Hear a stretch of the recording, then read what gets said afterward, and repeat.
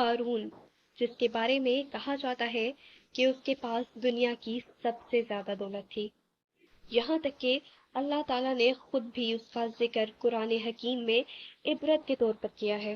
قارون کے پاس بے شمار دولت تھی، جس کا ذکر نہ صرف اسلامی تاریخ میں ملتا ہے بلکہ اسرائیلی تاریخ میں بھی اس کا بہت ذکر ہے۔ قارون کے خزانے کا قصہ اگر کوئی نہ جانتا ہو تو قارون بنی اسرائیل کا وہ امیر ترین شخص تھا جس کے خزانے کی کنجیاں یعنی چابیاں 300 اونٹوں کو دی جاتی تھیں۔ قارون کا اگر فیملی بیک گراؤنڈ دیکھا جائے تو قارون حضرت موسیٰ علیہ السلام کے چچا یاسور کا بیٹا تھا۔ اس کے پاس اتنی دولت تھی کہ شاید ہی اتنی دولت اس دنیا میں کسی اور کو عطا کی گئی ہو۔ قارون پیدائشی امیر نہیں تھا، لیکن اللہ تعالیٰ نے حسن اسے بے شمار بخشا تھا۔ اپنی جوانی میں وہ اپنی قوم کا ایک با اخلاق ترین انسان تھا، ساتھ ہی اس کو کتاب اللہ کا بھی بہت علم تھا، کیونکہ وہ حضرت موسیٰ علیہ السلام کے زیر سایہ پلا بڑھا۔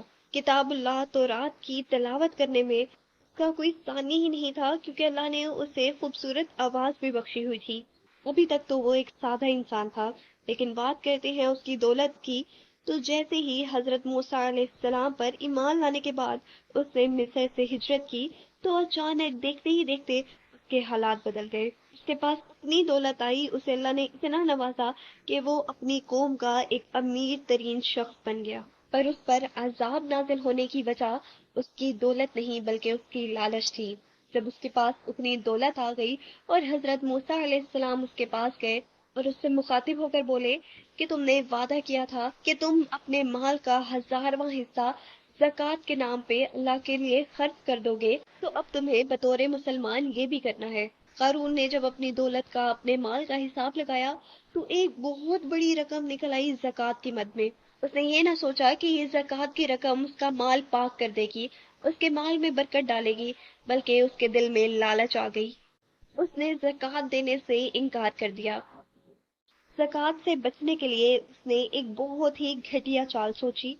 اس نے بنی اسرائیل کے ایک گروہ کو اکٹھا کیا اور ان سے کہنے لگا کہ ہم نے حضرت موسیٰ علیہ السلام کی کتنی باتیں مانی ہیں، اگر ہم ان پر ایمان لائے تھے تو ہم نے ان کا ہر حکم مانا ہے، لیکن اسلام کی آڑ میں اب موسیٰ ہم سے ہماری دولت بھی ہتھیانا چاہتا ہے، ہم اسے ایسا نہیں کرنے دیں گے۔ اب موسیٰ کو روکا کیسے جائے؟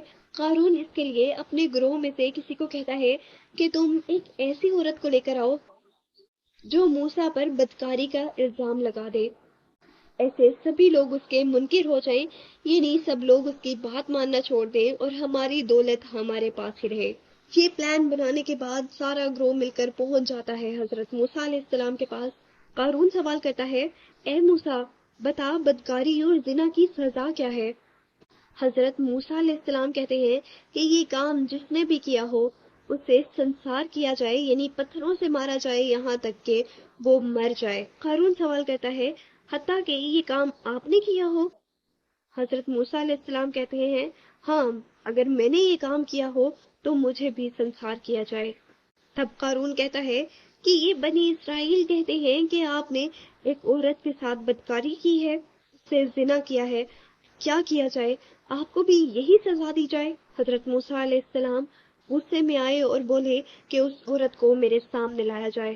جیسے ہی عورت سامنے آئی تو حضرت موسیٰ علیہ السلام اس عورت سے مخاطب ہوئے اور بولے، اے عورت، کھا اللہ کی قسم جس نے بنی اسرائیل کے لیے دریا کو درمیان سے پھاڑ دیا اور فرعون کے چنگل سے بچانے کے لیے بنی اسرائیل کو دریا کے دوسرے پار لگا دیا، سچ بول اور بتا کہ اصل میں حقیقت کیا ہے۔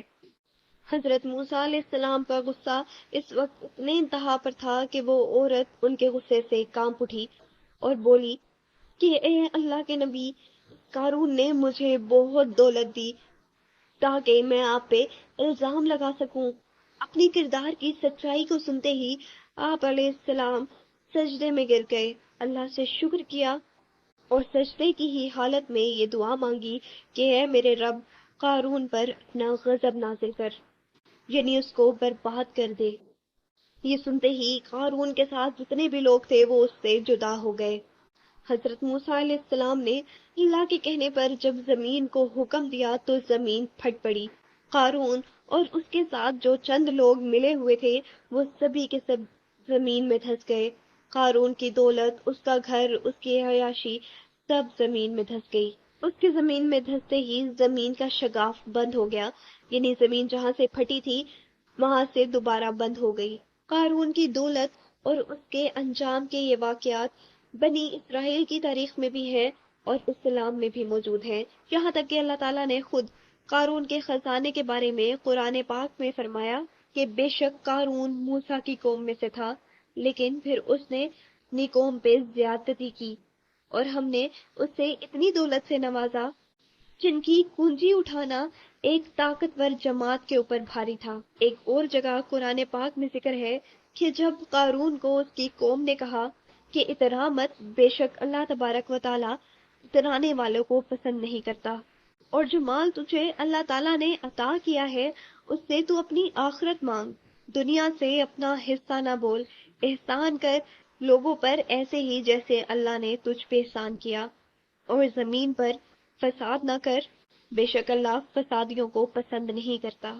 قارون کی اس دولت کے متعلق اور بھی بہت سے واقعات تاریخ اسلام میں سننے کو ملیں گے۔ انہی واقعات کی بنا پر قارون اور اس کا خزانہ تا قیامت نشان عبرت بنے رہیں گے۔ اللہ سبھی لوگوں کو قارون بننے سے محفوظ رکھے، سبھی کو زکوٰۃ دینے کی توفیق دے اور اپنے حفظ و ایمان میں رکھے۔ ویڈیو اچھی لگی ہو تو اسے لائک اور شیئر ضرور کیجیے گا۔ شکریہ۔